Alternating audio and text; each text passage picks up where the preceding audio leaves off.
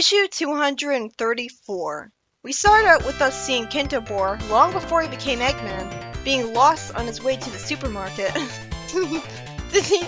I guess this is the first time that he ever came to this town, and that would explain how he doesn't know where to go to the supermarket.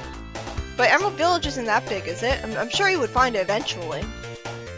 It just made me think of it like a senile old man or something.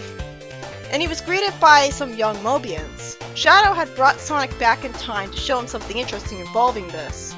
Also, the title Sonic the Hedgehog Genesis brought back bad memories. One of Sonic Genesis and two of the damn Genesis wave. You know, it really sucks that the poor console, the Genesis, had to end up being associated with two really horrible things. Shadow says, remember how Emerald Hill got its name? Millennia ago, after the Great War between Echidna and Dracon, this hollow hill was abandoned, but Kintobor investigated the hill, found out secrets, like the 6 Chaos Emeralds buried here. I love the fact that we're getting history on the world, but it's sad that it took until the continuation of the comic to actually get this done. I mean, come on! Compare that to all of those Tales of the Great War issues in Echidna History and Archie. This world got no development at all until this point. Like, at least I felt attached to Echidnapolis and Mopatropolis because they felt like real cities. Sonic snarked amusingly, "Is this going anywhere?" which made me smile. Shadow explains that Kintobor studied the secrets of the ancients and discovered they'd used chaos energy for many things, like computer systems. We see a panel of Kintobor learning that magic can be synthesized into AI and genetic blending. Sonic talks as if he's just learning about what these experiments with him were all about, since he was never really paying attention before. As we see a brown Sonic, Shadow explains that Kintobor made contact with the Equinox Crocodile research team in the Special Zone. Was it really necessary to point out there were crocodiles specifically, Shadow? It seems irrelevant. Also, I guess it makes sense he'd contact another group of genius scientists, but they're in an entirely different dimension. Shadow tells Sonic that he believes he met one of his friends that way. What does Shadow have to gain in doing any of this? Shadow tells us that Kintobor made a big impact on Emerald Hill, redesigning their houses and fixing up wells for drinking water, and he designed the first star post himself rather than them being a natural magical part of the universe like I assumed. I mean, I guess by this point I'd completely forgotten that Eggman was the one who built the star post in the first place, because how would I remember that? It's been forever since they even mentioned that at all. But yeah, he designed the first star post all so that people could travel Mobius more easily. This history makes a lot of sense because, you know, he did the exact same thing to Shanazar. He improved it, made it have a better plumbing system. So it makes sense that he would have Nate Morganed this place too. Shadow explains that the Chaos Emeralds weren't the only thing Kintobor investigated, as some kind of container left over from the ancient war had been left in the chamber, and he says someone appeared to have been building a powerful weapon in the war, and used Sonic's genes and the chaos energy to try and make him the ultimate life form. They never completed the task, Kintobor did. I thought Zachary made Shadow. Instead, he was tutored by Kintobor in the first place, because we gotta be like the games, because Kintobor is Eggman, and Eggman would have been related to Gerald Robotnik. Shadow explains that Kintobor was a teacher to him, and while he never worked out how to complete his genetic makeup and free him from the cell, he made him who he is today. You mean a destructive, omnicidal psychopath? Zachary has to have brainwashed him. I wish they explained that, because if he was evil all along, you'd think Kintobor would know and would have reprogrammed that out of him. Then Shadow lashes out at Sonic for turning his teacher into Eggman, despite somehow knowing that Sonic had to do that to get the medals destroyed. Shadow has a very good point that Sonic could have come up with any solution, but he chose the one that doomed his friend. Too bad he isn't written to explain to Sonic a possible solution he could have picked instead. Like, for example, killing Grimer, or at least finding and tying him up to trap him in a private cell, because you can do anything you want with Kintobor, but Grimer made the Metallix in the first place, so they would have been created anyways even without Eggman.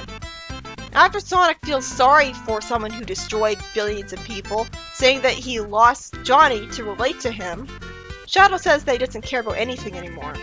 He says he doesn't know who created him, so it wasn't Kintobor then, and it wasn't Zachary either. Way to muddle things up. Shadow says that he owes his former friend to destroy the world for him. He's officially insane then. Sonic lampshades at Shadow's being stupid because the real Kintobor would never want him to do this, and Shadow just rebelliously ignores him and explains that his villain team has a device that'll trigger the Chaos Energy on Mobius to blow it up, while Sonic will be forced to watch. Then we see someone I briefly mistook for Knuckles, Rouge, and Zachary greeting Shadow, who sarcastically says that they're going to make a beginning. The story ends with Shadow approaching Eggman. In the next story, Tails is complimented for saving Metropolis with crime fighting, and then the annoying running gag is continued of him being asked for Sonic's autograph instead. After Tails shows realistic resentment over this, he sees a portal to the Nameless Zone again. We see Moraine being threatened by some goblin guards outnumbering her, and Moraine explains that she'll never stop fighting the goblins. Tails flies away with her, and some people spot his second tail and decide to tell the chief, since that means something important to them. Tails lands Moraine at a village, and says that there weren't lights like this here before. She explains that ever since the leaders called that truce with the goblins, because God forbid they want to be reasonable and establish peaceful diplomacy with another country, the goblins have been treating the town like theirs.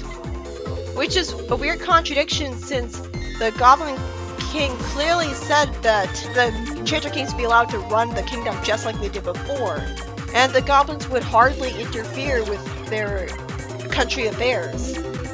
She brings Tails over to some fox mobians that she calls the Resistance. So are the goblins actually gonna be universally evil? Because that'd be extremely boring and bland compared to it turning out that the truce is just fine. The Resistance tells Tails that the goblins have invented a steam train, which shows how behind the times the zone is. And in the afternoon, the first load of goblins from the land beyond will arrive. Moraine insists that the goblins want to plunder their land and turn it into one of their colonies. She really looks like an irrational racist here. Am I supposed to be on her side? Ever since the truce has happened, we haven't seen the goblins do anything to deserve being called filthy.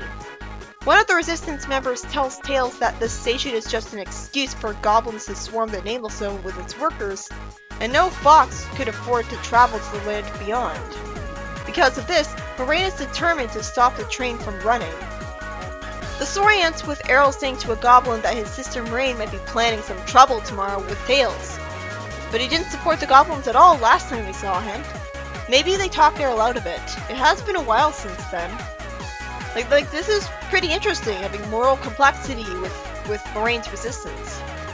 This is used by Ed Reynolds. In the first story, we get Shadow's backstory added to, giving him an unnecessary attempt at a sympathetic excuse. Because it turns out Kintobor was his teacher when he was still in the cell, not completed with Sonic's DNA yet. If he wasn't completed yet, how could he have a conscious mind to teach? Also, wouldn't he have completed him with Sonic's DNA, since Sonic was with Kintobor doing experiments with him? So wouldn't Shadow have been completed a lot sooner if Shadow was if Shadow was with Kintobor all the way back then? And why didn't Eggman take Shadow with him and have him like the whole comic? I'm speaking purely in universe here.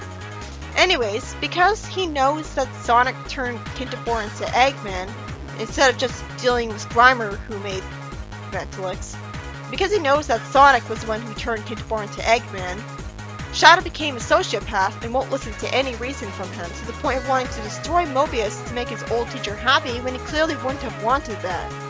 This is just annoying. Why couldn't they just say that Zachary brainwashed Shadow? And the second story is frustrating because we see Moraine summon Tails to try to stop a goblin worker train, but it's not made clear why we should support her resistance in the first place. You may be thinking, well duh, they're goblins, of course they're the bad guys. But if the comic was well written, it would be going for a subversion where no, not all goblins are evil. Just like they seem to have done last time that we saw a story with goblins. There's no real in-universe indication that the truce with the Goblin Kingdom to prevent war is actually causing any problems. Oh no! The lights in the village weren't there before! Oh no, they're bringing technology here like the steam train! I don't blame Errol for thinking that she's just causing trouble. I'll be disappointed if I'm expected to believe that she's in the right. It'll be boring if she is. All she seems to be worried about is they're stealing our jobs!